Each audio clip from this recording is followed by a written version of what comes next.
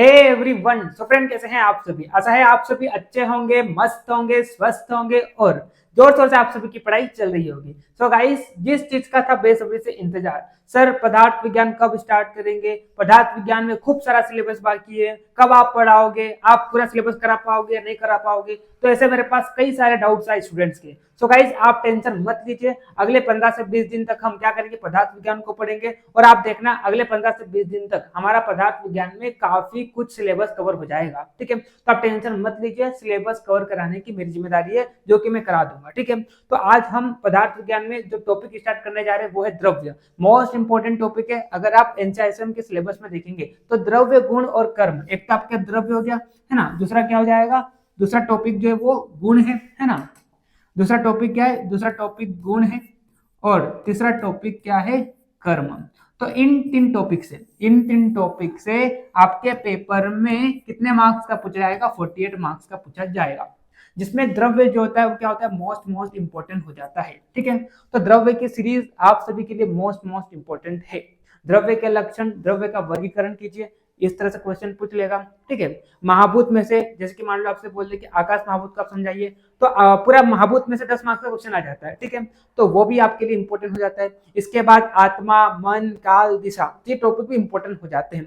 मतलब मैं एक प्रकार से ऐसा बोल सकता हूं कि इस टॉपिक में, यानी कि जो द्रव्य टॉपिक है, तो यहाँ पर आपके लिए सारे टॉपिक इंपॉर्टेंट हो जाते हैं। तो आपको एक भी टॉपिक नहीं छोड़ना है। मैं आपको बड़ी शिद्दत से द्रव्य आपको पढ़ाने वाला हूँ और मैंने द्रव्य में खूब ज्यादा मेहनत करी है। और आपको आज के इस लेक्चर में, अगर आप इस लेक्चर को पूरा एंड तक देखेंगे तो आपको आज के इस लेक्चर में मेरी मेहनत दिख जाएगी कि मैं द्रव्य को मैं कितने अच्छे तरीके से आपको पढ़ाने वाला हूँ। खूब मेहनत करी है, मैं कल से द्रव्य की सीरीज में लगा हुआ हूँ और आज मैं फाइनली आपके लिए लेक्चर शूट करने आ गया हूँ। तो खूब मेहनत करिए, कैसे आपको समझाना है चीजों को, है ना, किस तरह से आपको चीजों को डिलीवर करना है, हर एक पॉइंट को, हर एक टॉपिक को कैसे आपको समझाना है। तो मैंने खूब मेहनत करी है। मैंने बाकी सारे टॉपिक में नहीं बोलता हूँ, लेकिन द्रव्य में बोल रहा हूँ कि मैंने खूब मेहनत करी है। एक मैंने दर्शन में खूब मेहनत करी थी, तो आपको पता चलिए क्या है कि दर्शन मैंने कितने अच्छे तरीके से, कितने सिंप्लीफाइड वे में, कितने फनी वे में आपको मैंने दर्शन पढ़ाया था। तो ठीक उसी प्रकार से द्रव्य, जो कि मोस्ट इंपोर्टेंट टॉपिक है, बच्चों को इस टॉपिक से खूब डर भी लगता है, तो द्रव्य को भी हम एकदम फनी वे में, इंटरेस्टिंग वे में, सिंप्लीफाइड वे में पूरा कवर कर लेंगे। ठीक है, तो चलिए टाइम को ज्यादा वेस्ट न करते हुए हम टॉपिक को स्टार्ट करते हैं। तो देखिए, जैसे कि मैंने अभी दर्शन का जिक्र किया था, तो आप दर्शन पढ़ के आ गए हैं, आप सभी को समझ में आ भी गया कि दर्शन क्या होते हैं। दर्शते ही अनेन इति दर्शनम, यानी कि जिससे कुछ जाना जाता है, जिससे हमें क्या होती है, ज्ञान की प्राप्ति होती है, उसे हम क्या कहते हैं, उसे हम दर्शन कहते हैं। ठीक है, इंडियन फिलोसफी के अकॉर्डिंग देखिए तो दर्शन दो प्रकार के होते हैं। एक तो क्या हो जाएगा आपका आस्तिक दर्शन और दूसरा क्या हो जाएगा आपका नास्तिक दर्शन। ठीक है, मेरे को हंसी इसलिए आ रही है क्योंकि बहुत मेहनत करके आया है। ठीक है, तो आप इस लेक्चर को एंड तक देखिए, आपको मजा आ जाएगा। ठीक, तो देखिए, आस्तिक दर्शन होता है, एक क्या होता है आपका नास्तिक दर्शन होता है। आस्तिक दर्शन में 6 दर्शन आ जाएंगे, सांख्य दर्शन, योग दर्शन, दो के जोड़े में अगर हम देखें तो सांख्य दर्शन और योग दर्शन, उसके बाद न्याय और वैशेषिक दर्शन, उसके बाद मीमांसा, पूर्व मीमांसा और उत्तर मीमांसा। उसके बाद नास्तिक दर्शन की बात करते हैं। नास्तिक दर्शन में क्या हो जाएगा आपका चार्वाक दर्शन, बौद्ध दर्शन और जैन दर्शन। ठीक है, तो हर एक दर्शनों ने किस पर चर्चा की है, मतलब हर एक दर्शन का जो सिद्धांत है, एक उनमें से ये भी सिद्धांत है कि उन्होंने पदार्थ की गणना पर क्या की है, चर्चा की है ना। जैसे कि हम सांख्य दर्शन की बात करते हैं, तो सांख्य दर्शन ने कितने पदार्थ माने, पदार्थ तो आप सभी जानते हैं, मैं यहाँ पर आपको पदार्थ बताने नहीं आया हूँ। ठीक है ना, तो वो आप अगर नहीं पता है तो आप पदार्थ का टॉपिक देखकर आइए। ठीक है, तो देखिए, हर एक दर्शन ने पदार्थ के बारे में बताया है। जिसकी बात करते हैं, सांख्य दर्शन ने क्या बोला है कि टोटल पदार्थ जो होते हैं वो कितने होते हैं, 25 पदार्थ होते हैं। ठीक है, वही अगर हम योग दर्शन की बात करते हैं, तो योग दर्शन ने कितने पदार्थ माने, 26 पदार्थ माने। जो सांख्य दर्शन ने 25 पदार्थ माने थे, वही सेम पदार्थ किसने माने, योग दर्शन ने माने, लेकिन यहाँ पर इन्होंने एक एक्स्ट्रा ईश्वर तत्व को भी माना है। तो इस तरह से 26 तत्व किसके अनुसार हो जाते हैं, योग दर्शन के अनुसार हो जाते हैं। ठीक है, ठीक उसी प्रकार से अगर हम वैशेषिक दर्शन की बात करते हैं, तो वैशेषिक दर्शन ने कितने पदार्थ माने हैं, वैशेषिक दर्शन ने 6 पदार्थ माने हैं। वैशेषिक दर्शन ने कितने माने हैं, 6 पदार्थ माने हैं। ठीक है, 6 पदार्थ में क्या क्या हो जाएगा, 6 पदार्थ में क्या क्या हो जाएगा, अब ये इंपॉर्टेंट है। ठीक है, यही आप इंपॉर्टेंट है, यहीं से हम हमारे टॉपिक में एंटर करेंगे। ठीक है, तो वैशेषिक दर्शन ने कितने पदार्थ माने हैं, 6 पदार्थ माने हैं। कौन कौन से, सबसे पहला माना द्रव्य, है ना, दूसरा क्या माना, गुण, तीसरा क्या माना, कर्म, द्रव्य गुण कर्म, सामान्य, सामान्य, उसके बाद विशेष और उसके बाद समवाय। ठीक है, उसके बाद क्या हो जाएगा, समवाय। जिसमें भी वैशेषिक दर्शन ने सबसे ज्यादा जो फोकस किया है, सबसे ज्यादा जो फोकस किया है वो किस पर किया है, विशेष पर किया है। इसीलिए इस दर्शन का नाम क्या पड़ जाता है, इस दर्शन का नाम वैशेषिक पड़ जाता है। हम वैशेषिक दर्शन डिटेल में पढ़कर आ गए। ठीक है, विशेष यानी कि जहां पर कुछ किसकी बात की जाती है, कुछ भिन्नता की बात की जाती है। जैसे कि मान लो दो व्यक्ति है, तो एक हंसता है तो ये भी हंसता है, एक गाता है मान लो ये भी गाता है, एक रोता है तो ये भी रोता है। तो ये तो क्या हो गया, ये तो इन दोनों के बीच में क्या हो गया, साधर्म्य हो गया। इनमें वैधर्म्य यानी कि विशेषता क्या है, भिन्नता क्या है। ठीक है, तो भिन्नता पर जो बात की गई है वो किसने की है, वैशेषिक दर्शन ने की है।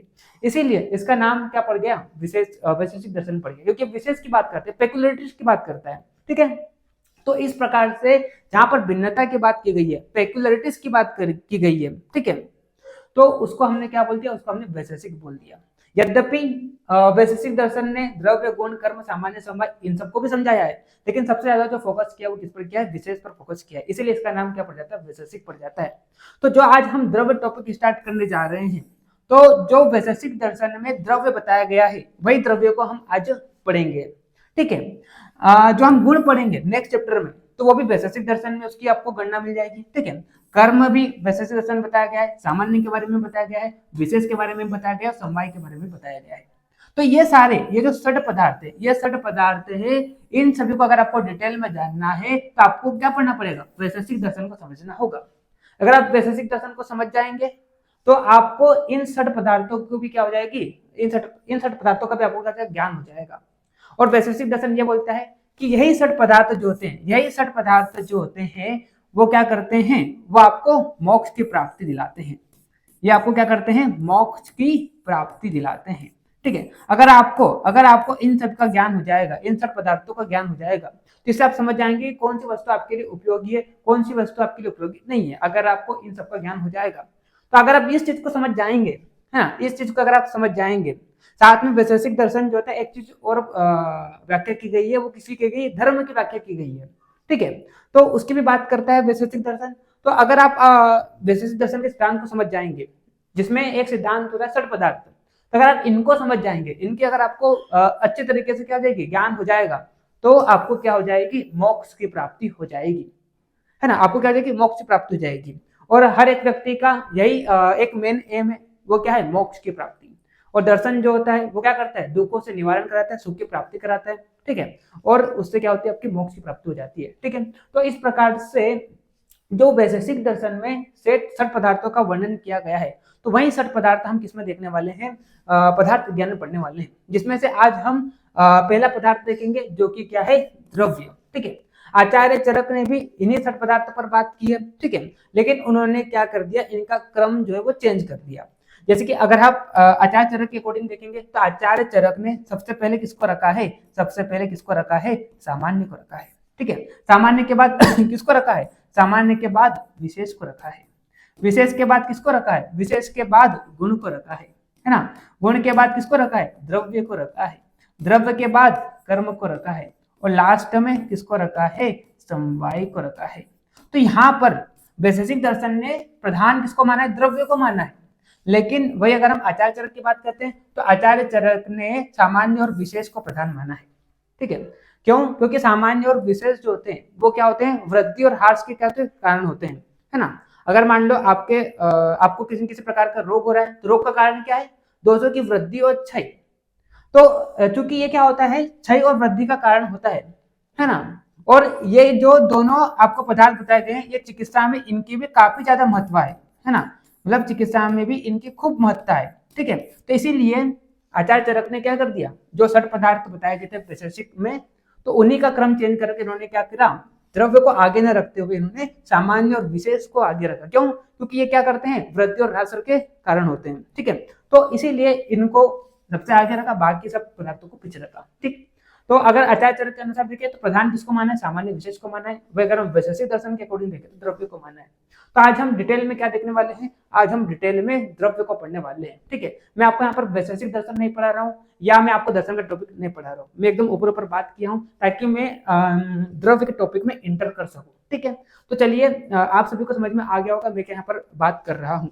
यानी कि जो हम सठ पदार्थ पढ़ेंगे तो उन सठ पदार्थों को अगर आपको डिटेल में जानना है तो आपको कहाँ पर देखने को मिलेगा, आपको कहाँ पर देखने को मिलेगा, आपको वैशेषिक दर्शन में देखने को मिलेगा। ऐसे अलग अलग दर्शनों ने अपने अपने अकॉर्डिंग पदार्थ पर बात की है, ठीक है।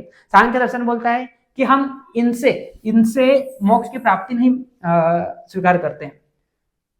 सांख्य दर्शन ये बोलता है कि जो 25 तत्व बताए गए उससे आपको क्या होता है, मोक्ष की प्राप्ति होती है, ठीक है। तो ऐसे अलग अलग दर्शनों ने अपने अपने क्या दिए, कॉन्सेप्ट दिए, अपने अपने सिद्धांत दिए। तो वैसे ही वैशेषिक दर्शन ने किस पर बात की है, सठ पदार्थ पर बात की है। हालांकि वैशेषिक दर्शन को इतना ज्यादा नहीं पढ़ा जाता है लेकिन इसकी महत्ता खूब है ना। आप देखेंगे सामान्य और विशेष जो है, सामान्य और विशेष जो है इसके चिकित्सा में खूब उपयोग होता है, ठीक है। द्रव्य आप उपयोग करते ही है, गुण कर्म, तो इन जो वैशेषिक दर्शन में जो पदार्थ बताए गए तो इनकी खूब महत्ता है, ठीक है। तो आज हम जो पदार्थ देखने वाले हैं वो कौन सा पदार्थ देखने वाले हैं, हम द्रव्य को देखने वाले हैं, ठीक है। तो ये तो अभी मैंने एकदम थोड़ा सा आपको टॉपिक में इंटरेस्ट जगाने के लिए मैंने सारी चीजें बताई है, लेकिन अब जो आपके काम की चीज है वो क्या है कि द्रव्य क्या होता है, ठीक है, द्रव्य क्या होता है, ठीक है। तो अगर हम द्रव्य की बात करते हैं, है ना, अगर हम द्रव्य की बात करें तो ये द्रव्य शब्द जो होता है किससे मिलकर बना हुआ है, द्रव्य शब्द किससे मिलकर बना हुआ है। तो अगर आप क्या करते हैं, अगर आप क्या करते हैं ध्रुवगतो धातु में, अगर आप क्या करते हैं ध्रुवगतो धातु में यत प्रत्यय करते हैं, यत प्रत्यय करते हैं तो इससे क्या बनता है, इससे आपका द्रव्य शब्द बन जाता है। क्या बन जाता है, द्रव्य शब्द। जिसका मतलब क्या होता है, जिसका मतलब जिसमें क्या हो रही है, गति हो रही है। जिसमें क्या हो रहा है, जिसमें क्या हो रहा है, परिवर्तन हो रहा है। जिसमें क्या हो रहा है, परिवर्तन हो रहा है, तो उसे हम क्या कह देते हैं, उसे हम द्रव्य कह देते हैं, ठीक है। तो यहाँ पर आप देख सकते हैं ध्रुवगतो धातु में अगर आप क्या करते हैं, अगर आप क्या करते हैं ध्रुवगतो धातु में यत प्रत्यय करते हैं तो इससे क्या बनता है, आपका द्रव्य शब्द बन जाता है। जिसका अर्थ क्या होता है, जिसमें क्या हो रहा है, गति हो रही है, यानी कि मूवमेंट हो रहा है, ठीक है। और जिसमें क्या हो रहा है, परिवर्तन हो रहा है, जिसमें कुछ बदलाव हो रहा है, जिसमें कुछ प्रवाह हो रहा है, तो उसे हम क्या कह देते हैं, उसे हम द्रव्य कह देते हैं, ठीक है। उसे हम क्या कह देते हैं, उसमें हम द्रव्य कह देते हैं। अब देखो द्रव्य, ये तो हमने एक प्रकार से उसकी व्युत्पत्ति की बात कर दी, ठीक है। लेकिन द्रव्य का लक्षण यानी कि द्रव्य की परिभाषा की बात करते हैं तो आयुर्वेद में द्रव्य की परिभाषा कुछ इस प्रकार से बताई गई है कि जिसमें क्या होते हैं, जिसमें कर्म और गुण जो होते हैं, जिसमें कर्म और गुण समवाय संबंध से जुड़े होते हैं तो उसे हम क्या कहते हैं, उसे हम द्रव्य कह देते हैं, ठीक है। वही अगर हम अकॉर्डिंग टू मॉडर्न देखें तो मॉडर्न में किसी भी सब्सटेंस, द्रव्य यानी कि सब्सटेंस, ठीक है। तो मॉडर्न में द्रव्य जो होता है यानी कि सब्सटेंस जो होता है उसकी परिभाषा कुछ इस प्रकार से देते हैं मॉडर्न में, मॉडर्न साइंस में किसी भी सब्सटेंस की, आपको पता है किसी भी सब्सटेंस की अगर हम अकॉर्डिंग टू मॉडर्न उसकी डेफिनेशन देखें तो क्या डेफिनेशन देखने को मिलती है सब्सटेंस की, कुछ इस प्रकार से आपको देखने को मिलता है कि सब्सटेंस वो चीज होती है जिसमें क्या हो, वेट हो और वेट के साथ साथ जो क्या करे, वॉल्यूम को घेरे, मतलब किसी स्पेस में क्या करे, मतलब जो किसी जगह को घेरे, ऐसा बोल सकते हैं आप, ठीक है। तो जिसमें वेट हो और जिसका कोई वॉल्यूम हो, है ना, तो उसे हम क्या कह देते हैं, उसे हम सब्सटेंस कह देते हैं। तो अगर हम अकॉर्डिंग टू मॉडर्न देखें तो जिसका कोई वेट है, जो स्थान को घेरती है, उसे हम क्या कहते हैं, सब्सटेंस कहते हैं। तो अकॉर्डिंग टू मॉडर्न आकाश जो होगा, आकाश होगा, है ना, आत्मा भी ले लो आप यहाँ पर, परमात्मा भी ले लो आप यहाँ पर, ठीक है, ईश्वर भी आप ले लो यहाँ पर, ठीक है, ईश्वर भी आप ले लो। तो ये सब क्या हो जाएंगे, द्रव्य नहीं होंगे अकॉर्डिंग टू मॉडर्न, क्योंकि उसने क्या बोला कि जिसका वेट हो और जो स्थान को घेरते हैं उसे हम क्या कहते हैं, उसे हम सब्सटेंस कह देते हैं। तो आप बताइए आत्मा का वेट होता है, नहीं होता है, ठीक है, हालांकि साइंस प्रूव कर रही है लेकिन पर फिलहाल तो नहीं होता है, ठीक है। परमात्मा का होता है, नहीं होता है। तो अकॉर्डिंग टू मॉडर्न देखेंगे तो आकाश, आत्मा, परमात्मा, ईश्वर, ये सारे द्रव्य जो कि आयुर्वेद ने माने हैं, जिनको आयुर्वेद ने द्रव्य माना है, लेकिन अकॉर्डिंग टू मॉडर्न की डेफिनेशन देखें तो ये सारे द्रव्य नहीं होंगे। तो आयुर्वेद में एक यूनिवर्सल डेफिनेशन देते हुए क्या बोला कि जिसमें क्या हो, कर्म हो, जिसमें क्या हो, गुण हो, और द्रव्य क्या हो, उसका समवाय कारण हो, तो उसे हम क्या कह देते हैं, उसे हम द्रव्य कह देते हैं, ठीक है। तो आकाश, आत्मा, परमात्मा, ईश्वर, ये सब आयुर्वेद की परिभाषा में बैठ जाते हैं। है ना। तो इसीलिए आकाश, आत्मा, परमात्मा, ईश्वर, इन सभी को भी क्या माना है, आयुर्वेद में द्रव्य माना है। ठीक, चलिए, तो एक ये कॉन्सेप्ट है जो कि मेरे को बताना था, मैंने बता दिया। ठीक है, चलिए अब देखिए, अब थोड़ा अपन यहाँ पर आइए। तो हमने क्या बोला, हमने देखा कि द्रव्य शब्द जो होता है, ध्रुव गतो धातु में अगर आप क्या करते हैं, ये तो प्रत्यय करते हैं, तो उससे क्या बनता है, आपका द्रव्य शब्द बन जाता है, जिसका मतलब क्या होता है, जिसमें कोई गति हो रही है, जिसमें कोई परिवर्तन होता है, उसे हम क्या कहते हैं, उसे हम द्रव्य कह देते हैं। ठीक, तो आप देखिए यहाँ पर आगे, यहाँ पर क्या बोला, द्रवति गच्छति परिणामम इति द्रव्यम, यानी कि जो परिणाम का प्राप्त हो, जो क्या हो, जो परिणाम को प्राप्त हो, जिसमें कुछ बदलाव हो, जिसमें कुछ परिवर्तन हो, उसे हम क्या कह देते हैं, उसे हम द्रव्य कह देते हैं। ठीक है, तो आप देखिए यहाँ पर जो परिणाम को प्राप्त हो उसे हम क्या कह देते हैं, उसे हम द्रव्य कह देते हैं। अगला यहाँ पर फिर डेफिनेशन देते हुए यहाँ पर ये बोला कि जो संयोग और विभाग को प्राप्त हो, यानी कि जिसके बीच में क्या संयोग, संयोग यानी कि जो जुड़े, दो द्रव्यों से जुड़े, ठीक है, और विभाग यानी कि दो द्रव्यों से जो क्या हो, अलग हो। तो जिसमें क्या होता है, संयोग होता है, जिसमें विभाग होता है, हालांकि इसका कारण क्या होगा, कर्म होगा। संयोग और विभाग का कारण जो होता है वो तो क्या होता है, कर्म होता है, लेकिन किसके बीच में हो रहा है, वो द्रव्य के बीच में हो रहा है। यानी कि दो द्रव्य तो क्या करेंगे, संयोग करेंगे, दो द्रव्य तो क्या होंगे, अलग होंगे, भले इसका कारण क्या है, कर्म है। यानी कि संयोग और विभाग द्रव्यों में कौन करा रहा है, वो कर्म करा रहा है जरूर, लेकिन कौन हो रहा है, वो द्रव्य हो रहा है। तो जो संयोग और विभाग को प्राप्त हो उसे हम क्या कह देते हैं, उसे हम द्रव्य कह देते हैं। तो यहाँ पर आप देखिए, जो संयोग और विभाग को प्राप्त होता है, द्रव्यति द्रवति गच्छति संयोग विभाग आदि गुण अनिति द्रव्यम, यानी कि जो संयोग और विभाग को प्राप्त होता है उसे हम क्या कह देते हैं, उसे हम द्रव्य कह देते हैं। ठीक, चलिए अब हम आगे बढ़ते हैं। अब यहाँ पर देखिए द्रव्य के लक्षण की बात की गई है, तो देखिए अब इसको मैं थोड़ा मिटाता हूँ। अब ये इंपॉर्टेंट है, ठीक है, द्रव्य का लक्षण इंपॉर्टेंट है, एग्जाम में क्वेश्चन पूछा जाता है। ठीक, तो आपको द्रव्य का कॉन्सेप्ट पता होना चाहिए, क्योंकि यहीं से आपको द्रव्य की असली परिभाषा पता चलेगी कि द्रव्य आखिरकार होता क्या है। ठीक है, अब मैं आपको यहाँ पर समवाय कारण का मतलब क्या, तो वो भी आपको बताऊंगा, कारण क्या होता है वो भी आपको यहाँ पर बताऊंगा। ठीक है, चलिए तो थोड़ा मिटा देते हैं हम। देखिए यहाँ पर क्या बोला, यहाँ पर क्या बोला, द्रव्य के लक्षण की बात की है, तो क्रिया गुणवत, क्या बोला यहाँ पर क्या बोला, एक मिनट, यहाँ पर क्या बोला, क्रिया गुणवत समवाय कारणम इति द्रव्य लक्षणम, यानी कि जिसमें क्या हो, द्रव्य हम किसे बोलेंगे, द्रव्य की परिभाषा आयुर्वेद में बताते हुए ये बोला कि जिसमें क्या हो, जिसमें गुण हो, जिसमें क्या हो, जिसमें कर्म हो, और जो क्या हो, जो क्या हो, गुण और कर्म का समवाय कारण हो, यानी कि जो अपृथक भाव से जुड़ा हो, उसे हम क्या कह देते हैं, उसे हम द्रव्य कह देते हैं। ठीक है, तो यहाँ पर आपको एक शब्द दिखाई दे रहा है, यहाँ पर आपको शब्द दिखाई दे रहा है जो कि क्या है, कारण, जो कि क्या है, कारण। तो कारण का मतलब क्या होता है वो आप समझ लीजिए थोड़ा, है ना, क्योंकि कई सारे बच्चे क्या करते हैं, रट लेते हैं, कारण का मतलब रट लेते हैं कि जिसमें द्रव्य होता है, जिसमें गुण होता है, और जो समवाय कारण हो, है ना, तो उसे हम क्या कह देते हैं, उसे हम द्रव्य कह देते हैं। तो कई सारे स्टूडेंट क्या करते हैं, इस चीज को रट लेते हैं, एक डेफिनेशन दे देते हैं कि मिट्टी जो होता है, मिट्टी जो होता है, मिट्टी से घड़े बनना, घड़े का बनना, तो ये समवाय कारण का उदाहरण हो जाता है। तो इस प्रकार से रट लेते हैं, लेकिन असली इसका कॉन्सेप्ट क्या है वो नहीं समझ पाते। तो चलिए अभी मैं आपको मैं कारण का मतलब बताता हूँ। कारण का मतलब क्या होता है, देखो दो चीज होती है, एक तो क्या होता है, एक तो आपका कारण होता है, और दूसरा आपका क्या होता है, दूसरा आपका कार्य होता है। ठीक है, तो इसमें अगर हम कारण की बात करते हैं, है ना, इसमें अगर हम कारण की बात करें तो कारण का मतलब क्या हो जाएगा, देखिए कारण की अगर हम बात करते हैं तो कारण की डेफिनेशन कुछ इस प्रकार से देखने को मिलती है, कारण की डेफिनेशन कुछ इस प्रकार से आपको देखने को मिलती है कि जो किसी चीज को क्या करे, जो जो क्या करे, जो किसी चीज को उत्पन्न करे, जो किसी चीज को क्या करे, जो किसी चीज को उत्पन्न करे, किसी चीज को उत्पन्न करे, उसे हम क्या कह देते हैं, जो किसी चीज को उत्पन्न करे, है ना, उसे हम क्या कह देते हैं, उसे हम कारण कह देते हैं। ठीक है, उसे हम क्या कह देते हैं, उसे हम कारण कह देते हैं। ये कारण जो होता है, आप समझते जाइए मैं क्या बोल रहा हूँ, ठीक है, आप सब कुछ समझ में आएगा। मैंने क्या बोला, दो चीजें होती है, कारण और कार्य। यहाँ पर कारण शब्द आया है तो इसलिए मैं आपको कारण समझा देता हूँ, कार्य भी आपको बता दूंगा। ठीक है, तो जो किसी चीज को क्या करता है, उत्पन्न करता है, उसे हम क्या कहते हैं, उसे हम कारण कहते हैं। और कार्य क्या हो जाएगा, कारण से जो उत्पन्न हो रहा है वो क्या हो जाएगा, आपका कार्य हो जाएगा। ठीक है, तो आप सुनते जाइए मैं क्या बोल रहा हूँ। ठीक है, तो क्या बोला मैंने, जो किसी चीज को उत्पन्न करता है उसे हम क्या कहते हैं, उसे हम कारण कह देते हैं। ठीक है, उसे हम क्या कह देते हैं, कारण कह देते हैं। अब ये जो कारण होता है, कारण कितने प्रकार का होता है, कारण जो होता है वो तीन प्रकार का होता है। एक तो आपका क्या हो जाएगा, एक तो आपका समवायी कारण हो जाएगा, है ना, दूसरा आपका क्या हो जाएगा, असमवायी कारण हो जाएगा, असमवायी कारण है ना, असमवायी कारण।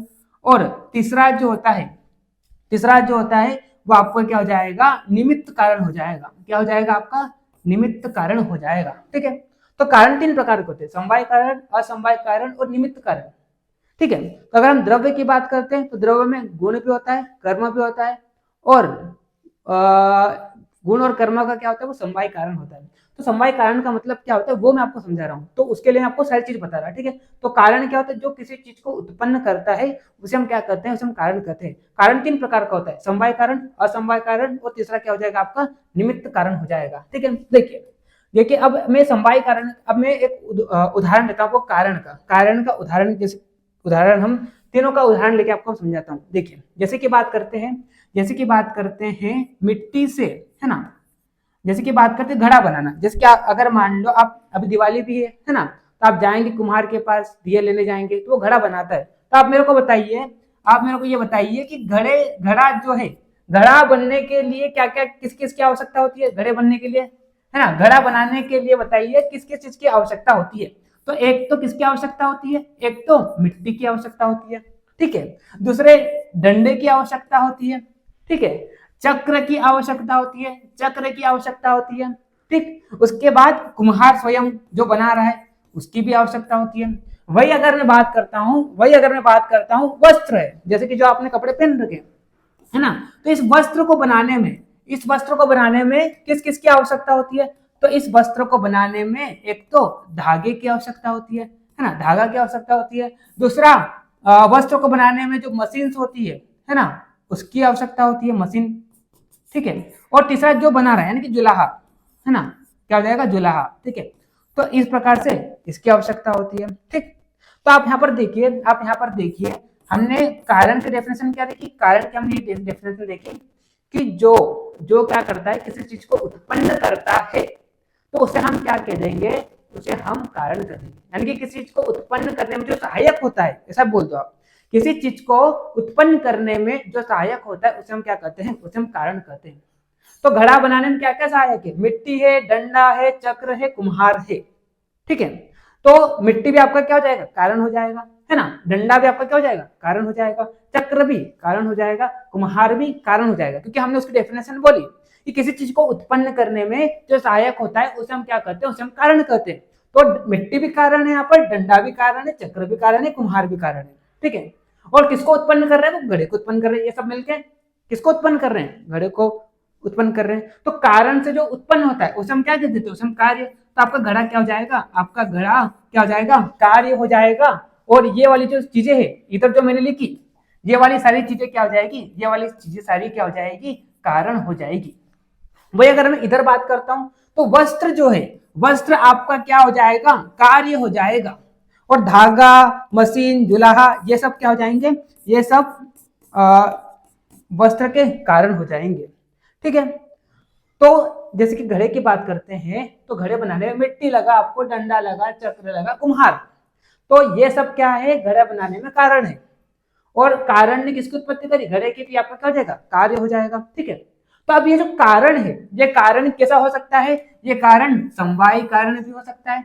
इनमें से मान लो कोई क्या होगा, समवायी होगा, कोई क्या होगा, असमवायी होगा, और कोई क्या होगा, निमित्त कारण होगा। तो अगर हम समवाय की बात करते हैं, समवाय का मतलब क्या होता है, समवाय का मतलब जो अपृथक भाव से जुड़ा हो, जो जो जो क्या हो, जो कार्य के साथ। समवाय कारण मतलब क्या होता है, समवाय कारण वह कारण होता है जो कार्य के साथ रहता है हमेशा, जो कार्य के साथ हमेशा रहता है। समवाय संबंध से हमेशा जो क्या रहता है, कार्य के साथ रहता है। जैसे कि फॉर एग्जाम्पल, जैसे कि बात करते हैं मिट्टी से घड़ा बनना, ठीक है। तो मिट्टी जो है, मिट्टी जो कि कारण है घड़े का, तो मिट्टी का घड़े के साथ कैसा संबंध है, समवायी संबंध है, अपृथक भाव से घड़े में जुड़ी हुई है। अगर एक नष्ट होगा दूसरा भी नष्ट हो जाएगा, ठीक है। तो यहाँ पर क्या बोला कि अगर हम मिट्टी और घड़े से देखें, मिट्टी और घड़े का अगर देखें तो मिट्टी और घड़े के बीच में कैसा संबंध है, समवाय कारण संबंध है। वही अगर हम बात करें तो जैसे कि निमित्त कारण की बात करते हैं, तो निमित्त कारण में डंडा आ जाएगा आपका, चक्र आ जाएगा आपका, कुम्हार हो जाएगा।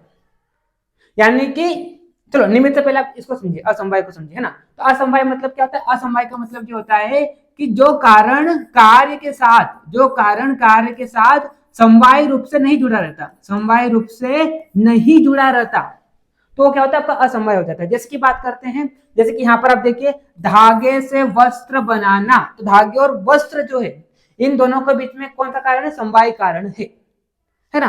धागे से आप वस्त्र बनाएंगे तो धागे और वस्त्र के बीच में कैसा कारण है? समवाय कारण है, समवाय संबंध है। लेकिन धागों के बीच में जो धागे जो होते हैं एक दूसरे के तंतु से जुड़े होते हैं, तो वो कैसे जुड़े होते हैं? असमवाय रूप से जुड़े होते हैं। धागे जो है, धागे एक दूसरे गुलचे होंगे, है ना, ऐसे तंतु जो होते हैं धागों के, वो जुड़े होते हैं एक दूसरे से, तो वो असमवाय है। लेकिन देखो, धागे और वस्त्र के बीच में समवाय कारण है, लेकिन धागे के बीच में जो तंतु है ना, एक दूसरे से गुथेंगे तभी तो क्या बनेगा? आपका वस्त्र बनेगा। तो ये जो गुथने वाली जो चीज है, एक धागा दूसरे से गुथ रहा है, तो ये क्या है? असमवाय संबंध है ना। और निमित्त के कारण की बात करते हैं, तो निमित्त कारण मतलब ये होता है कि जो ना समवाय रूप से जुड़ा होता है ना असमवाय रूप से जुड़ा होता है ना, उसको हम क्या कहते हैं? सब निमित्त कह देते हैं। जैसे कि बात करते हैं, मिट्टी से घड़ा आप बना रहे हैं, तो मिट्टी से एक बार जब घड़ा बन जाएगा, तो अगर आप डंडे को अलग कर दो, चक्रे को अलग कर दो, कुम्हार को अलग कर दो, जो कि अलग हो ही जाते हैं, तो उससे इस कार्य को फर्क पड़ता है? बिल्कुल फर्क नहीं पड़ता है। ठीक है, तो जो ना समवाय रूप से जुड़ा है ना असमवाय रूप से जुड़ा हुआ है, तो उसे हम क्या कह देते हैं? उसे हम निमित्त कारण कह देते हैं। तो अगर हम द्रव्य की बात करते हैं, द्रव्य के अगर हम, आई होप आप सभी को कारण समझ में आ गया होगा। हालांकि हम डिटेल में कारण को अगर नहीं समझ में आया तो आप इतना समझ लो कि समवाय कारण क्या होता है। समवाय कारण ये होता है कि जो एक दूसरे से समवाय रूप से जुड़े होते हैं, यानी कि जिन्हें अपृथक भाव से, जिन्हें अलग नहीं किया जाता है ना। मतलब यहाँ पर कारण जो होता है कार्य के साथ हमेशा रहता है, हमेशा रहेगा ही, है ना, मतलब इसे अलग नहीं कर सकते हैं।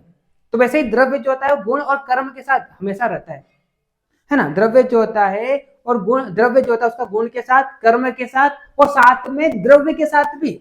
यहाँ पर क्या बोला हमने? यहाँ पर हमने क्या बोला कि जिसमें गुण हो, जिसमें कर्म हो, और जो समवाय कारण हो, उसे हम क्या कहते हैं? उसे हम द्रव्य कहते हैं। तो द्रव्य जो होता है, द्रव्य जो होता है, तीन चीज का समवाय कारण होता है। खुद द्रव्य का भी आपको मैं एग्जाम्पल बताऊंगा, द्रव्य का भी होता है, गुण का भी होता है, और किसका होता है? कर्म का भी हो जाता है। ठीक है, यानी कि गुण के बिना, मतलब बिना गुण का द्रव्य हो ही नहीं सकता है, बिना कर्म का द्रव्य हो ही नहीं सकता है। क्यों? क्योंकि गुण और कर्म जो होते समवाय रूप से जुड़े होते हैं, और द्रव्य भी द्रव्य में समवाय रूप से संबंध रखता है। ठीक है, तो इस प्रकार से तीन प्रकार के कारण बताए गए। कारण हम डिटेल में कब देखेंगे? जब हम कार्य कारण सिद्धांत देखेंगे वहां पर। ठीक है, तो अभी आपको समझाने के लिए मैंने आपको सब कुछ एग्जाम्पल के थ्रू बताया। ठीक, तो द्रव्य क्या होता है? जिसमें गुण हो, जिसमें कर्म हो, और जो समवाय कारण हो। समवाय कारण किस किस का होता है? द्रव्य समवाय कारण किस किस का होता है? तो द्रव्य जो होता है, द्रव्य जो होता है वो किस किस का समवाय कारण होता है? द्रव्य का भी होता है ना, गुण का भी होता है, और किसका होता है? और कर्म का भी होता है। ठीक है, तो इन तीनों चीजों का क्या होता है? द्रव्य जो होता है वो समवाय कारण होता है। ठीक है, द्रव्य का भी होता है, गुण का भी होता है, कर्म का भी होता है। आप इसको उदाहरण के तो समझिए। जैसे कि बात करते हैं, द्रव्य जो होता है, समवाय कारण समझ गए ना। समवाय कारण मतलब जिसे कारण जो होता है हमेशा कार्य के साथ रहेगा ही रहेगा, है ना। कारण जो है वो हमेशा कार्य के साथ रहेगा, जिन्हें अलग नहीं किया जा सकता। वैसे ही गुण जो होते हैं, कर्म जो होते हैं, हमेशा द्रव्य के साथ रहते हैं।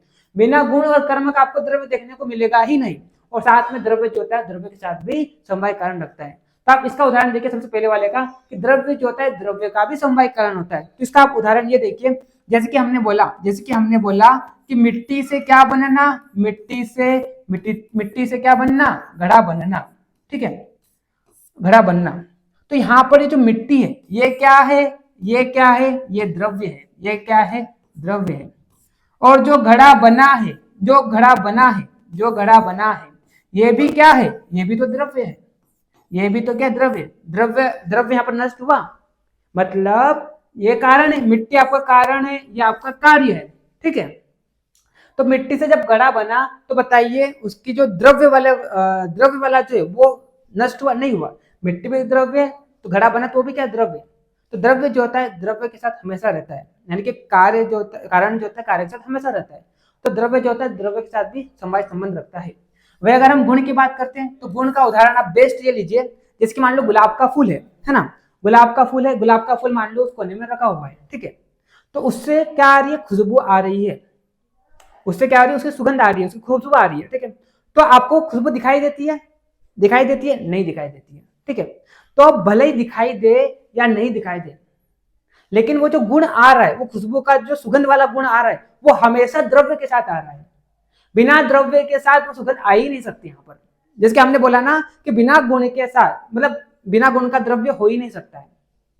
यानी कि द्रव्य हमेशा किसमें आश्रित रहती है, गुण जो होता है वो हमेशा किसमें आश्रित रहता है, द्रव्य में आश्रित रहता है। बिना गुण का द्रव्य हो ही नहीं सकता है। तो जो सुगंध आ रही है तो वो किसी न किसी द्रव्य के साथ ही आपके पास आ रही है, बिना द्रव्य के नहीं आ रही है, ठीक है। इसका एक और एग्जांपल आप ले लीजिए। जैसे कि बात करते हैं प्रकाश से क्या, सूर्य से क्या होता है, प्रकाश आता है तो आपको उष्मा फील होती है। तो जो उष्मा गुण हो रहा आया है ना, आपको प्रकाश तो दिखाई नहीं दिया, उष्मता तो आपको नहीं दिखाई दी, लेकिन फिर भी वो जो आया है तो अकेला नहीं आया। वो जो गुण है, उष्मा का जो गुण है वो अकेला नहीं आया, वो हमेशा द्रव्य के साथ आएगा। यानी कि हो सकता है सूर्य से कुछ छोटे छोटे कण हो, उनके साथ आ रहा है, ठीक है। तो मेरा कहने का मतलब ये है कि गुण जो होता है हमेशा द्रव्य में आश्रित रहता है, यानी कि गुण और द्रव्य इन दोनों के बीच में समवायी कारण होता है, अप्रत्यक्ष भाव से जुड़े हुए रहते हैं। यानी कि गुण जो होता है बिना द्रव्य के आ ही नहीं सकता है। वही अगर हम कर्म की बात करते हैं, कर्म का आप उदाहरण ये देखिए कि जैसे कि बात करते हैं, मैं आपको बोल रहा हूँ, आपके पास साउंड जा रही है, तो ये साउंड की जो क्रिया हो रही है, ये जो आवाज आपके पास जा रही है ना, तो ये भी किसी न किसी साउंड वेव के थ्रू जा रही है, ठीक है। तो कर्म जो होता है वो भी द्रव्य, द्रव्य जो होता है कर्म के साथ भी, द्रव्य जो होता है गुण के साथ भी, द्रव्य जो होता है द्रव्य के साथ भी क्या रखता है, समवाय संबंध रखता है, ठीक है। तो आई होप आप सभी को समझ में आ गया होगा। इस चीज को हम डिटेल में कहां पर पढ़ेंगे, जब हम कार्य कारण सिद्धांत को देखेंगे। लेकिन अभी मैंने आपको द्रव्य का लक्षण बताने के लिए सारी चीजें बताया। तो द्रव्य का लक्षण, द्रव्य अब आप यहाँ पर डिफाइन कर लीजिए कि द्रव्य क्या होता है।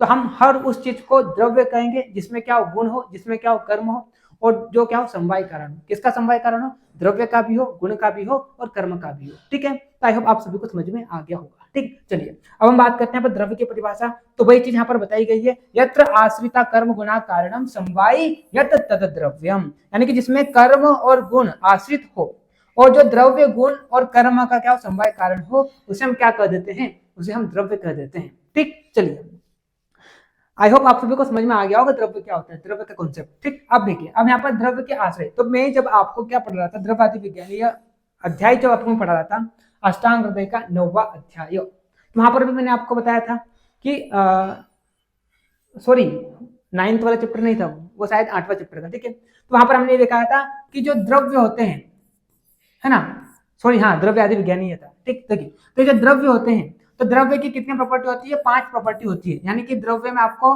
रस पाया जाता है ना, किसी भी द्रव्य में आपको वीर्य भी पाया जाएगा, है ना, उसमें विपाक भी होगा, उसमें क्या होगा, विपाक भी होगा, उसमें क्या होगा, गुण भी होगा, और उसमें क्या होगा, कर्म भी होगा, ठीक है। तो हर एक द्रव्य की ये 5 प्रॉपर्टी होती है, रस भी होता है, उसका वीर्य भी होता है, विपाक भी होता है, गुण भी होता है, कर्म होता है।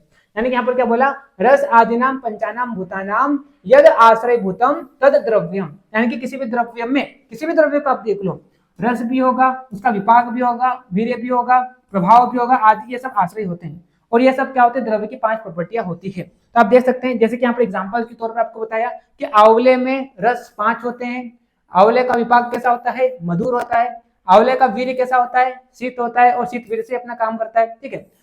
गुण जो होता है कैसा होता है, लघु होता है, और कर्म क्या होता है, त्रिदोष समन, तीन दोषों को समन करता है, और दाह का भी क्या करता है, समन, बर्निंग सेंसेशन को भी कम करता है। तो इस प्रकार से हर द्रव्य में आपको 5 प्रॉपर्टीज देखने को मिलेगी, जो कि यहाँ पर बताइए, क्योंकि ये सब किसमें आश्रित रहते हैं, द्रव्य में आश्रित रहते हैं। मैंने आपको डिटेल में समझाया था जब मैं आपको द्रव्य पढ़ा रहा था, ठीक। चलिए अब हम बात करते हैं पर द्रव्य का वर्गीकरण। तो कार्य कारण के आधार पर, कार्य कारण के आधार पर यहाँ पर 2 प्रकार के द्रव्य बताए। कार्य कारण के आधार पर देखेंगे तो द्रव्य कितने प्रकार के होते हैं, 2 प्रकार के होते हैं। एक तो क्या होता है, एक तो आपका कारण द्रव्य होता है ना, एक आपका क्या हो जाएगा, कारण द्रव्य हो जाएगा। एक मिनट मेरे को देख लीजिए कि कैमरा चल रहा है, नहीं, ठीक है, हाँ। तो एक तो आपका क्या हो जाएगा, कारण द्रव्य हो जाएगा, और दूसरा आपका क्या हो जाएगा, दूसरा आपका कार्य द्रव्य हो जाएगा, ठीक है। तो कारण द्रव्य की हम बात करते हैं, तो कारण द्रव्य जैसे कि अभी मैंने बोला कि जो किसी और को क्या करते हैं, उत्पन्न करते हैं, उसमें क्या कहते हैं, उसमें कारण कहते हैं। तो जो कारण द्रव्य है वो क्या करता है, इन कार्य द्रव्यों की उत्पत्ति करता है। कारण द्रव्य कितने होते हैं, कारण द्रव्य 9 होते हैं, और कार्य द्रव्य कितने होते हैं, कार्य द्रव्य असंख्य होते हैं, है ना, ये कितने होते हैं, असंख्य होते हैं। और कार्य द्रव्य की उत्पत्ति किनसे होती है, इन 9 कारण द्रव्यों से ही होती है। ये 9 कारण द्रव्य ही मिलकर क्या करते हैं, सभी कार्य द्रव्यों का उत्पन्न करते हैं, और सभी कार्य द्रव्य जो होते हैं कितने होते हैं, असंख्य हो जाते हैं। ठीक, चलिए, तो अगर हम कारण द्रव्य की बात करते हैं, है ना, कारण द्रव्य में क्या क्या हो जाएगा, तो एक तो आपका क्या हो जाएगा, आकाश, है ना, 5 महाभूत ले लो, 5 महाभूत, उसके बाद मन, आत्मा, काल और दिशा, ये 9 क्या होते हैं आपके कारण द्रव्य होते हैं। तो आकाश, है ना, 5 महाभूत में सबसे पहले आप क्या हो जाएगा, आकाश, दूसरा क्या हो जाएगा, वायु, है ना, तीसरा क्या हो जाएगा, तेज, है ना, तेज, चौथा क्या हो जाएगा, चौथा जल हो जाएगा, पांचवा क्या हो जाएगा, पृथ्वी। तो ये तो आपके क्या होते हैं 5 महाभूत, और उसके बाद क्या हो जाएगा, आत्मा, है ना, आत्मा, काल, काल, दिशा, दिशा और मन। तो ये 9 क्या होते हैं, ये 9 आपके कारण द्रव्य होते हैं, और ये कारण द्रव्य 9 मिलकर किसकी उत्पत्ति करते हैं, कार्य द्रव्यों की उत्पत्ति करते हैं। कार्य द्रव्य जो होते हैं वो 2 प्रकार के होते हैं, एक तो आपके क्या हो जाएंगे, एक तो आपके चेतन द्रव्य, है ना, चेतन द्रव्य, और दूसरा आपका क्या हो जाता है, अचेतन द्रव्य। ठीक है, अचेतन द्रव्य। ठीक है, चेतन द्रव्य की बात करते हैं, तो चेतन द्रव्य की डेफिनेशन कुछ इस प्रकार से आपको देखने को मिलेगी, किस प्रकार से, इंद्रिय, क्या, स इंद्रिय चेतनम द्रव्यम, यानी कि इंद्रियों से युक्त द्रव्य जो होते हैं वो आपके चेतन द्रव्य कहलाते हैं, है ना, और निरिंद्रियम अचेतनम, यानी कि जिसमें इंद्रियां नहीं होती है उसे हम क्या कहते हैं, उसे हम अचेतन द्रव्य कह देते हैं। चेतन द्रव्य आगे 2 प्रकार के होते हैं, एक तो क्या जाएगा आपका अंतः चेतन और क्या जाएगा बाह्य चेतन। ठीक है, इस प्रकार से आपके अंतः बाह्य चेतन और अंतः चेतन, इस प्रकार से 2 प्रकार के आपके चेतन द्रव्य होते हैं, तब हम आगे डिटेल में देखेंगे। ठीक, चलिए, तो आप देखें यहाँ पर, तो देखिए यहाँ पर कारण द्रव्य के बारे में यहाँ पर बताया, मैंने आपको बता दिया। कारण द्रव्य क्या होते हैं, जो कार्य द्रव्य की उत्पत्ति करते हैं उन्हें हम क्या कहते हैं, कारण द्रव्य कहते हैं। कारण का मतलब यही होता है कि जो किसी चीज की क्या करते हैं, उत्पत्ति करते हैं। ठीक है, तो आपके ये जो कार्य द्रव्य होते हैं इसकी उत्पत्ति किससे होती है, कारण द्रव्यों से होती है, क्योंकि ये अन्य द्रव्य की उत्पत्ति करते हैं, उत्पत्ति में कारण होते हैं, इसीलिए हम क्या कहते हैं, कारण द्रव्य कह देते हैं। कितने होते हैं, 9 हो जाते हैं। तो क्या हो जाएगा, आकाश, वायु, अग्नि, जल, पृथ्वी, आत्मा, मन, काल और दिशा, ये सब आपके 9 कारण द्रव्य होते हैं। ठीक है, अब कारण द्रव्य को अगेन 2 पार्ट में डिवाइड किया। कारण द्रव्य जो होते हैं वो नित्य भी होते हैं और अनित्य भी होते हैं। वह अगर हम कार्य द्रव्य की बात करते हैं, सारे कार्य द्रव्य अनित्य होते हैं, लेकिन आपके जो कारण द्रव्य होते हैं नित्य भी हो सकते हैं और अनित्य भी हो सकते हैं। ठीक है, तो अगर हम बात करते हैं यहाँ पर नित्य की, तो नित्य कौन कौन होगा, तो आकाश, काल, आत्मा, दिशा, वायु, अग्नि, जल, पृथ्वी, इनकी जो परमाणु अवस्था होती है, किसकी, आकाश की, काल की, आत्मा की, दिशा की, वायु, अग्नि, जल, पृथ्वी, इन सब की परमाणु अवस्था जो होती है वो क्या होती है, नित्य होती है। वही अगर हम वायु, अग्नि, जल और पृथ्वी की स्थूल अवस्था देखेंगे तो कैसे होते हैं, अनित्य होते हैं। इसका मतलब क्या हो जाएगा, इसका मतलब ये हो जाएगा कि कारण द्रव्य होते हैं नित्य भी हो सकते हैं और अनित्य भी हो सकते हैं। वही अगर हम कार्य द्रव्य की बात करते हैं तो कार्य द्रव्य हमेशा कैसे होंगे, अनित्य होंगे। ठीक, चलिए आगे बढ़िए, आप आगे देखिए, वहां पर कार्य द्रव्य के बारे में बताया गया। तो कारण द्रव्य से उत्पन्न होने वाले द्रव्यों को क्या कहते हैं, क्या कहते हैं, कार्य द्रव्य कहते हैं। तो जिनकी उत्पत्ति किससे होती है, जिनकी उत्पत्ति कारण द्रव्यों से होती है तो उन्हें हम क्या कह देते हैं, उन्हें हम कार्य द्रव्य कह देते हैं। ठीक है, क्योंकि यह सभी कारण द्रव्य से उत्पन्न होते हैं इसलिए अनित्य होते हैं। मैंने बोला ना, जितने भी कार्य द्रव्य होंगे वो क्या होंगे, अनित्य होंगे। क्यों, क्योंकि इनकी उत्पत्ति किनसे होती है, कारण द्रव्यों से होती है, जो कि कितने होते हैं, 9 होते हैं। ठीक है, कार्य, अब आपके कार्य द्रव्य 2 प्रकार के होते हैं, एक तो आपके चेतन द्रव्य, दूसरा आपका हो जाएगा अचेतन द्रव्य। चेतन द्रव्य की बात करते हैं, चेतन द्रव्य क्या होता है, स इंद्रियम, क्या जाएगा, स इंद्रियम, स इंद्रियम चेतनम द्रव्यम, स इंद्रियम चेतनम द्रव्यम, यानी कि इंद्रियों से युक्त चेतना। देखो, चेतना का मतलब क्या, आप चेतना का अभिप्राय क्या, आत्मा। ठीक है, तो लोग क्या बोलते हैं, आत्मा तो सब दूर होती है, पत्थर में भी आत्मा है, इस पेंसिल में भी आत्मा है, इस मोबाइल में भी आत्मा है, सब में क्या है, आत्मा है। ठीक है, तो इसका मतलब ये भी आपका क्या हो जाएगा, चेतन द्रव्य हो जाएगा, ये भी आपका क्या हो जाएगा, चेतन द्रव्य हो जाएगा। तो गलत है। यहाँ पर क्या बोला, इन्होंने बोला कि इंद्रियों से युक्त चेतन द्रव्य। हम चेतन द्रव्य उसे बोलेंगे जिसमें इंद्रिया होती है, इंद्रिया के बलबूते पर क्या करता है, चेतना काम करती है, इंद्रियों के सहायता से क्या करती है, चेतना काम करती है। यानी कि इंद्रियों से युक्त जो आपका द्रव्य होता है उसे हम क्या कहते हैं, चेतन द्रव्य। और जिसमें इंद्रिया नहीं होती है ना, जिसमें क्या हो जाएगा, निरिंद्रियम, निरिंद्रियम अचेतनम, यानी कि जिसमें इंद्रिया नहीं होती है उसे हम क्या कहते हैं, उसे हम अचेतन द्रव्य कह देते हैं। ठीक है, तो आई होप आपको समझ में आ गया होगा। जिसमें क्या हो, चेतना हो, लेकिन चेतना के साथ साथ इंद्रिया भी होना चाहिए, ठीक है। और अचेतन द्रव्य जिसमें इंद्रिया नहीं होती है उसे हम क्या कहते हैं, अचेतन द्रव्य कहते हैं, ठीक। चलिए, तो आप देखिए यहाँ पर चेतन द्रव्य, देखिए जिन द्रव्यों में इंद्रिया होती है, स इंद्रियम चेतनम द्रव्यम, जिसमें इंद्रिया होती है उसे हम क्या कहते हैं, चेतन द्रव्य कहते हैं। चेतन द्रव्य को अगर दो पार्ट में डिवाइड किया गया, एक तो क्या जाएगा आपका अंतः बहिश्चेतन और दूसरा क्या जाएगा आपका अंतः चेतन।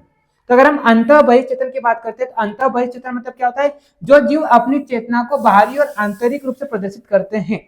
जैसे कि बात करते हैं जानवर हो गया, मनुष्य हो गया, यानी कि अंतः बहिश्चेतन का मतलब क्या जाएगा, अंतः बहिश्चेतन का मतलब जो होता है कि इनको सुख होता है, इनमें है ना, सुख भी होगा इनको क्या होगा, इनको दुख भी होगा, है ना, इनको दुख भी होगा, इनको किसी चीज से क्या होगी, आपत्ति भी होगी, इनको किसी चीज से आपत्ति होगी।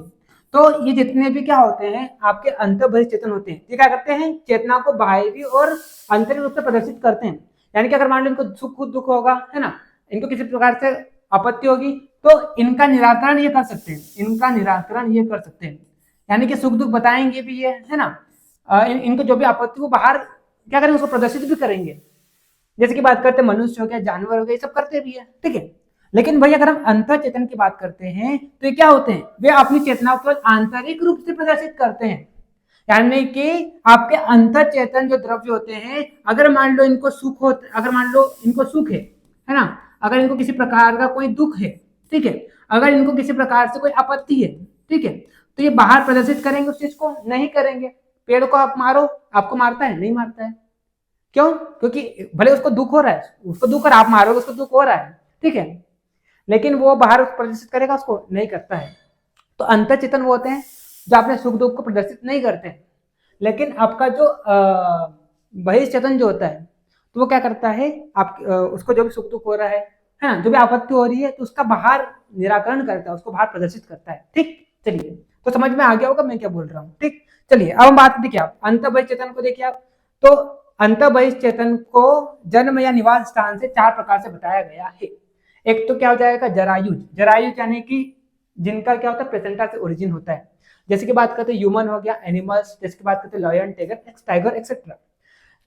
अंडे से जिनकी उत्पत्ति होती है उनको हम अंडज बोल देंगे। जैसे कि बात करते हैं बर्ड्स हो गया, फिश हो गया, इंपॉर्टेंट है, ठीक है, ये वर्गीकरण इंपॉर्टेंट है, आता है।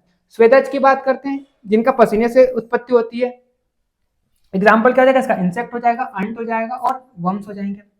उद्भिज की बात करते हैं तो जो क्या होते हैं, सोइल से ओरिजिन होता है जिनका, जिसकी बात करते हैं फ्रॉग, है ना, इंद्रगोप हो गया, पोक कर दिया भैया, इंद्रगोप करो इसको, ठीक है, इंद्रगोप, ठीक है, इंद्रगोप हो गया। और इंसेक्ट जो होते हैं, इंद्रगोप इंसेक्ट जो होता है, ठीक है, तो ये आपको क्या होता है, उद्भिज होता है, जिनका सोइल से ओरिजिन होता है, ठीक है। और अंतःचेतन, ये भी चार प्रकार के होते हैं। वनस्पति, यानी कि जो पौधे आमतौर पर, वनस्पति का मतलब क्या होता है, जो आमतौर पर कैसे होते हैं, आमतौर पर बड़े होते हैं, इनमें पुष्प नहीं दिखाई देते हैं, यानी कि वनस्पति इनमें क्या होगा, आपको पुष्प नहीं दिखाई देगा। जैसे बात करते हैं बरगद हो गया, पीपल हो गया, है ना, बिना बिना पुष्प के फल आ जाएगा, ठीक है।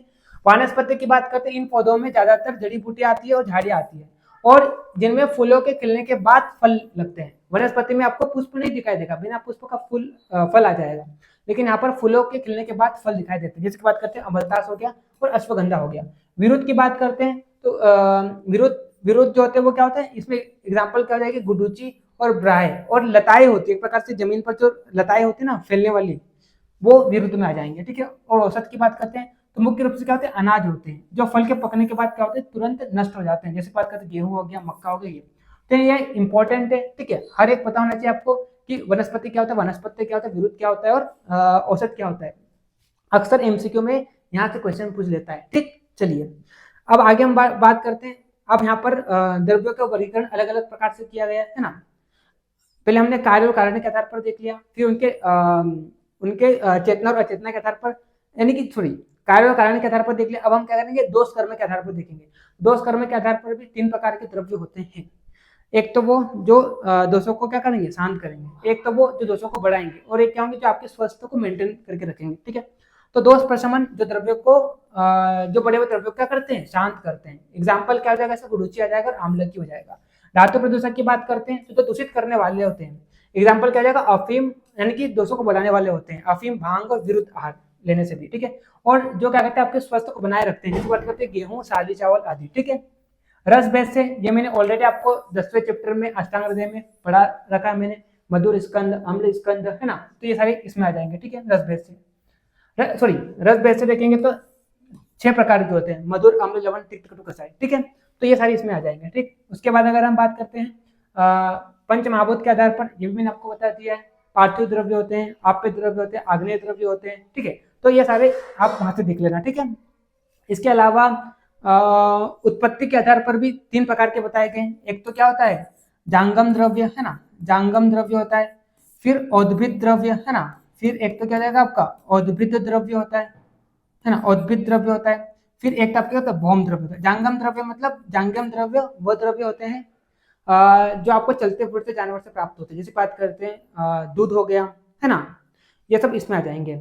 और मैं जो चलते फिरते जानवरों से आपको जो प्राप्त होता है, गोरोचन हो गया, दूध हो गया, ये, है ना। उद्भिद की बात करते हैं जो पृथ्वी से फोड़ कर निकलते हैं, वनस्पति हो जाएगा, आंवला, है ना, ये सब सारी चीजें इसमें आ जाएगी जो आपको पेड़ों से मिलती है, वनस्पति से मिलती है, ठीक। और भौम द्रव्य यानी कि जो पृथ्वी में आपको, पृथ्वी से आपको प्राप्त होते हैं, धातु, सोना, सिल्वर, ये सब, ठीक है। चलिए उसके बाद हम बात करते हैं हाँ, कारण द्रव्य की गणना। तो आपको पता है कारण द्रव्य टोटल कितने होते हैं, 9 बताए गए, और कार्य द्रव्य असंख्य बताए गए, ठीक है। तो प्राथमिक कारण द्रव्य सांख्य में 9 बताए गए, जबकि अन्य कार्य द्रव्य असंख्य होते हैं। यह द्रव्य की विशेषता है कि यह अन्य द्रव्य को उत्पन्न करता है, यानी कि कारण द्रव्य जो होता है वो कार्य द्रव्य को उत्पन्न करता है। कोई भी कार्य द्रव्य की उत्पत्ति अन्य किसी द्रव्य से ही होगी, यानी कि कार्य द्रव्य हमेशा किसी न किसी द्रव्य से उत्पन्न होंगे, और वो द्रव्य कौन से, कारण द्रव्य, ठीक है, अथवा कर्म से नहीं, ठीक है। यानी कि द्रव, इसका मतलब यह है कि, इसका मतलब ये है, देखो ये थर्ड लाइन क्या बोला यहाँ पर, थर्ड लाइन यहाँ पर क्या बोला कि कारण द्रव्य जो होते हैं, कारण द्रव्य जो होते हैं यहाँ पर क्या होते हैं, 9 होते हैं। और ये कारण द्रव्य क्या करते हैं, कार्य की, कार्य द्रव्य की उत्पत्ति करते हैं। तो ये 2 लाइन तो आपको समझ में आ गई है। लेकिन यहाँ पर क्या बोला कि कोई भी कार्य द्रव्य की उत्पत्ति अन्य किसी द्रव्य से ही होगी, यानी कि एक द्रव्य, है ना, एक द्रव्य जो होगा वही क्या करेगा, दूसरे द्रव्य की उत्पत्ति करेगा। जैसे कि मैंने आपको बोला था ना कि द्रव्य जो होता है, द्रव्य का क्या होता है, समवाय कारण होता है, ठीक है। और कोई भी द्रव्य द्रव्य की उत्पत्ति करता है अथवा कर्म से कम नहीं, यानी कि कोई भी द्रव्य जो होता है उसकी उत्पत्ति किससे होती है, द्रव्य से होती है, कर्म से नहीं होती है, ठीक है। अतः कार्य द्रव्य की संख्या निश्चित नहीं है, ये कार्य द्रव्य अनंत होते हैं। अब द्रव्य इसलिए क्या होता है, कार्य द्रव्य आपके अनंत हो जाते हैं, ठीक। इस प्रकार से आज हमने क्या देख लिया, द्रव्य का वर्गीकरण। आहार भेद से भी आप द्रव्यों का वर्गीकरण कर सकते हैं। कुछ सुख धान्य होते हैं, समी धान्य होते हैं, मांस वर्ग वाले, फल वर्ग वाले, ठीक है। तो वो भी आप अष्टांग हृदय के छठे चैप्टर में जाकर देख सकते हैं, ठीक है। तो इतने सारे तरीके से हम क्या कर सकते हैं, द्रव्यों का वर्गीकरण कर सकते हैं, ठीक है। तो आई होप आप सभी को द्रव्य का कॉन्सेप्ट समझ में आ गया होगा, और द्रव्य का वर्गीकरण भी। अब नेक्स्ट आने वाले वीडियो में हम क्या करेंगे, महाभूत को स्टार्ट कर देंगे, और 1 बाय 1 हम महाभूत को पूरा पढ़ देंगे, ठीक है। चलिए तो मिलते हैं नेक्स्ट लेक्चर में, तब तक के लिए okay bye, see you again.